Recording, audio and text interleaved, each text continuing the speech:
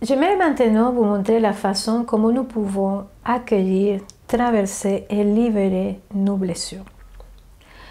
Je vous prends pour cela, je vais le faire, c'est vraiment très simple, c'est des exercices qui même des enfants peuvent faire et que vous pouvez faire à vos enfants d'ailleurs.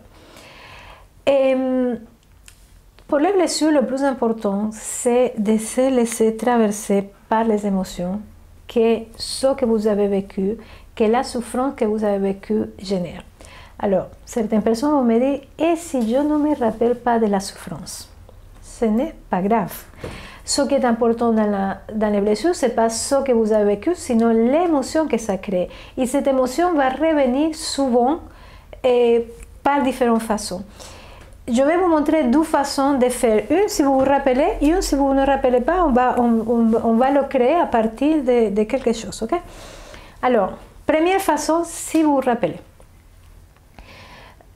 J'aimerais travailler aujourd'hui une souffrance que j'ai vécue en tant qu'enfant, c'est que j'étais très maigre et comme je vous dis, je souffrais d'anorexie depuis très petite, déjà je me raconte. Mes parents, c'est pas qu'ils me forçaient à manger, mais me faisaient sentir coupable ou mal. Il y avait des critiques, des commentaires qui je n'appréciais pas et qui ne m'aidaient pas du tout et qui d'ailleurs faisaient que mon estomac se serrait davantage et c'était un cycle qui est allé très loin.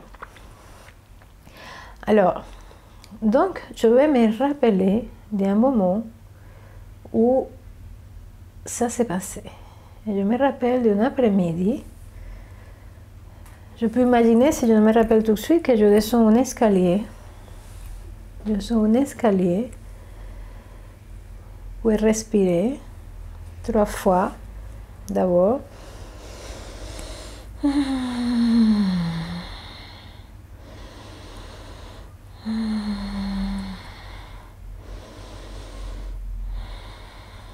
Et vous imaginez que vous descendez un escalier qui descend à l'intérieur de vous.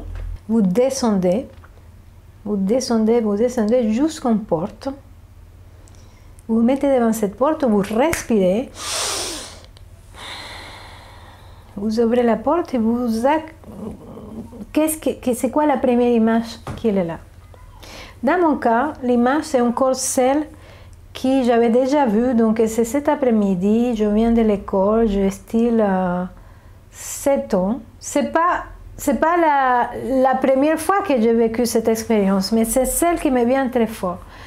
Et je me raconte que je n'avais pas envie de manger, je n'avais pas faim. Mon estomac était encore serré. Et je commence à mettre tout autour de moi, tout ce qui pouvait cacher mon assiette. Que on voit qu'il était vide. J'ai mis il y avait comme une espèce comment s'appelle, la garafe d'eau, la garafe de jus. J'ai mis plein de choses autour de moi pour qu'on ne voit pas mon assiette. Et je me sers du riz, je me sers juste une cuillère de riz parce que je n'avais pas faim du tout. Et je vois que mon père est en train de me regarder. Il me regarde et mes émotions là commencent à remonter avec beaucoup de colère, avec beaucoup de... Il est remonté et me regardant manger de cette façon. Et je ressens la peur. Je ressens la peur ici dans mon ventre. Je ressens comme une espèce de tension. Mon père commence à me critiquer et à dire des choses que je veux le faire tort, que moi toujours avec mes manèges, etc. Je ne sais pas qu'est-ce qu'il dit. Et ça m'affecte. Et il y a cette peur parce que je ne sais pas qu'est-ce qu'il va faire. Je le vois qu'il commence à bouger. Et je ressens aussi la tension. Il y a beaucoup de tension et beaucoup de... Voilà, et ça me prend ici dans le ventre. Je vais oublier tout ce qui se passe autour et je vais me concentrer sur mon émotion. Et chez vous, si vous êtes en train de le faire, l'histoire, c'est juste pour vous connecter à vos blessures. Mais après, laissez tout ça dehors. Je me concentre avec cette boule. Et je vais lui donner une forme. Là, c'est comme vraiment, c'est ici, et ça a la forme d'un estomac. J'imagine un estomac, il est rose, il y a même comme un tube en haut et en bas. Et voilà, je vois ça, je respire.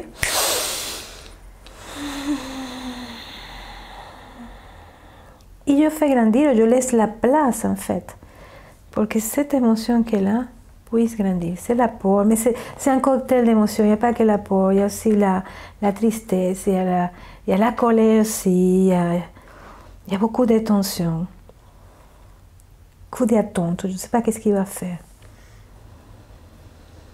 Et je la fais grandir. Et les émotions qui vont avec. Et je sens dans ma bouche, ça devient pâteux, ça devient pas agréable. Je sens comme quelque chose, là ici, c'est très tendu. Et chez vous, observez en fait ce qui se passe dans le corps. C'est le corps qui va vous guérir. C'est le corps, c'est l'outil de guérison par excellence, c'est le corps. Et il y a comme même la respiration qui me manque. Et je me détends pour laisser remonter. Laisser remonter. Yeah. Il y a le bâillement qui arrive. Et là, je sens que l'émotion descend. Et je continue à descendre, à ressentir cet estomac, en fait, qui est là, qui est rempli de peur, qui est rempli d'attentes, de qu'est-ce qu'il va faire. Voilà, et qui se sent mal pour tous ces commentaires, pour toutes ces critiques qu'il est en train d'entendre. Voilà. Et je respire à nouveau.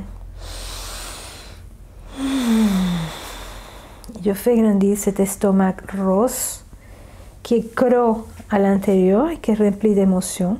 Et je ressens que ça remonte jusqu'ici. Ça remonte jusqu'ici.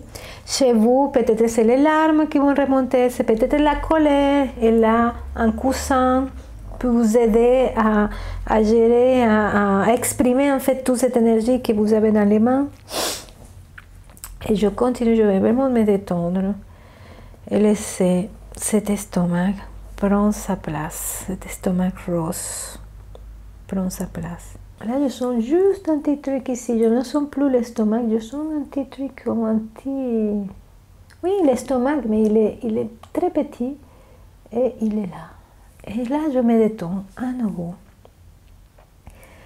Et je vais laisser faire. Je ne sais pas qu'est-ce qui va se passer, je ne sais pas si je vais pleurer, je ne sais pas si j'ai envie que j'aurai envie de serrer ou de crier. Je laisse faire. Je l'observe. Et tout simplement, ce qui me vient, c'est ouvrir la bouche le plus grand possible.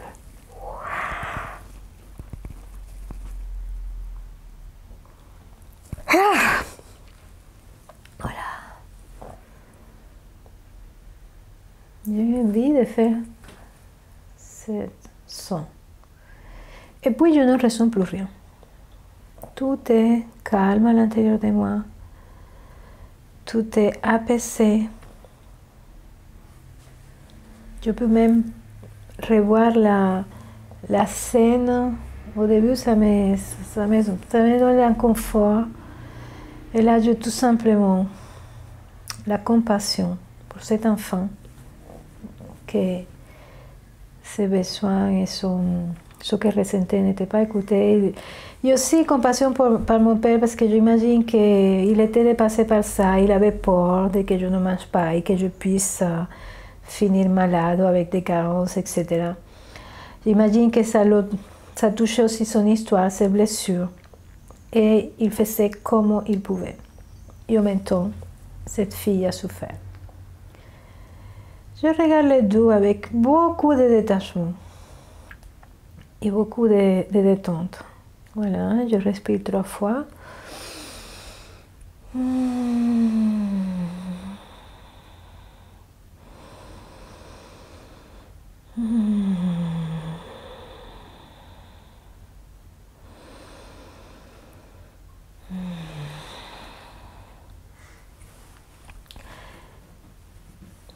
et c'est tout. Alors, ça c'est la première façon. Si vous vous rappelez d'un souvenir, okay? Mais peut-être vous ne vous rappelez pas de ce souvenir, comment faire? Alors, vous pouvez partir de quelque chose qui est présent chez vous et qui est vivante. Disons, je vous donne un exemple, n'importe lequel. Voilà, vous regardez votre corps, vous voyez les kilos de trop et ça vous met en colère. Vous pouvez partir de cette colère, de juste dire, voilà, je vois ça, je repars de cette colère. Et ça, c'est le point de départ. Et je vais, comme dans l'autre procédé, regarder qu'est-ce que ça me fait, où il y a cette colère dans mon corps, et pareil, faire pareil qu'avant. Donc, vous laissez, vous observez où se trouve, par exemple, dans la colère, je l'ai dit à la salle, je ne ressens pas ça en ce moment, et vous observez où se trouve cette colère, vous essayez, vous trouvez une forme à cette colère,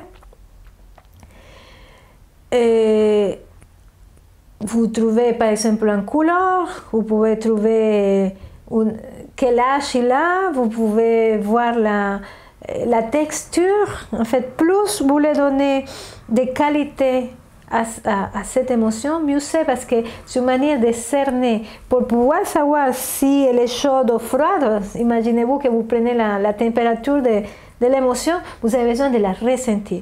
Et plus vous la cernez, plus vous la ressentez, plus vous la cernez, plus connecté vous êtes à cette émotion.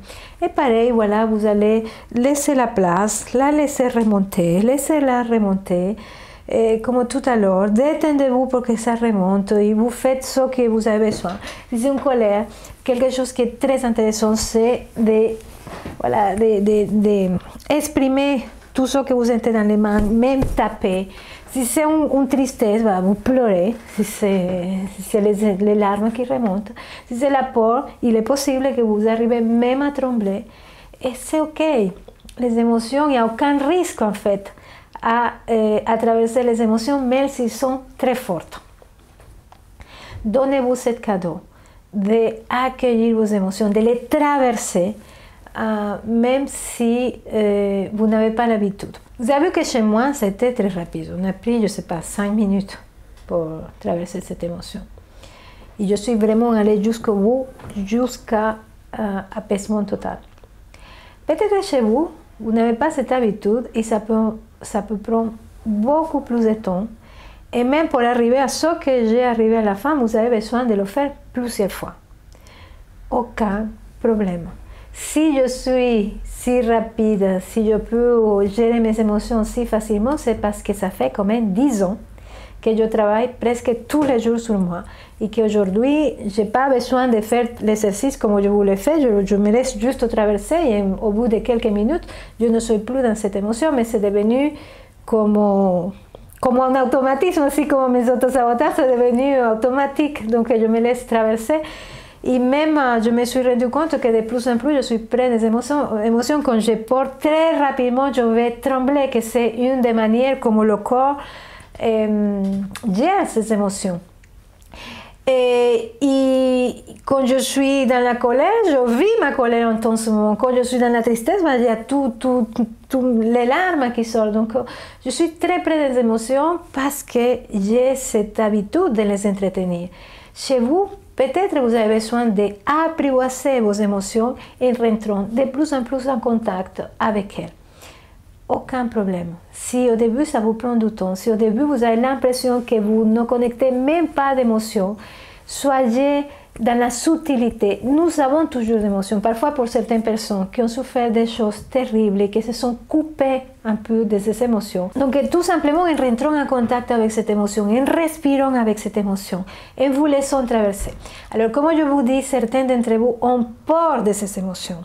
Ou même, il y a des interdictions familiales de ressentir ces émotions. Combien d'entre vous ont vécu dans des familles où les émotions n'avaient pas leur place? Je rencontre plein dans mes stages et dans mes consultations, que les émotions étaient des tabous.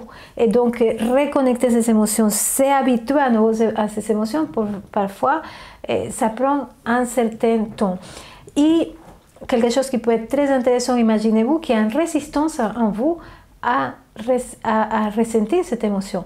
Commencez de la résistance. Qu'est-ce que ça vous fait? Le fait de résister à vos émotions, ça va vous amener la colère, ça va vous amener la tristesse, ça va vous amener la peur, etc. Et vous partez de là. Si vous n'arrivez pas à ressentir l'émotion que vous voudrez sentir derrière, vous partez de la résistance et vous allez vers, après, si c'est le cas, vers l'émotion un peu plus profonde. Il y a parfois des émotions qui font écran à d'autres.